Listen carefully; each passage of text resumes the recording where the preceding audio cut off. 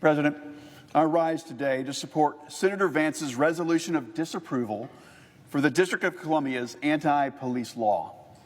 When lives are on the line, when seconds count, members of law enforcement are there, putting their lives on the line to protect and serve their communities. Backing the blue is especially important now as rogue prosecutors and activist judges undercut those who are out there fighting crime. We see big cities implement policies that make the already difficult job of crime fighting that much harder. Consequently, crime in our country has risen. Our streets are less safe. Our citizens' safety is under constant threat. A prime example of this overreach is right here in Washington, D.C.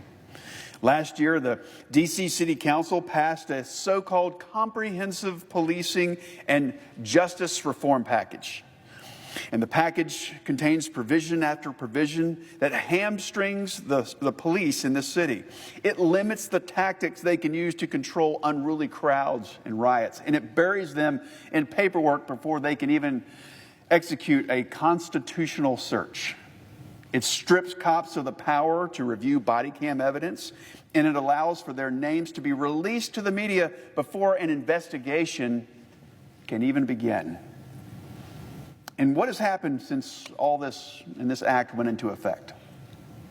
Well, in the first full year that this law was in effect, D.C.'s homicide rate reached nearly a 20-year high.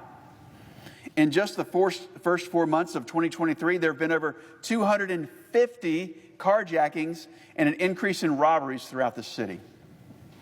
D.C.'s chief of police recently reported that the average homicide suspect is arrested 11 times before committing murder. Now, it's striking that D.C. is making it harder to arrest these criminals before they commit such heinous acts.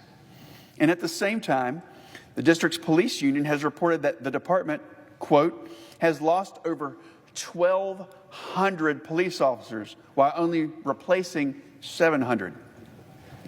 And the force is poised to be at its lowest number of officers since the 1970s. Congress has the authority and the responsibility to ensure public safety in the district. And furthermore, the symbol of our nation's capital under siege from crime is one that our country cannot and should not tolerate. As politicians in this city push anti-police laws, it's incumbent upon our country's national leaders to stand up to these legislative attacks on law enforcement. Now is the time for elected officials to express their full and complete support for the police. We need to fund them, we need to back them, and we need to push back against false narratives. Strong nations support law enforcement because these are the men and women who stand on that thin blue line between safety and chaos. For the sake of law and order in our nation's capital, I stand in support of Senator Vance's resolution. Thank you. I yield the floor.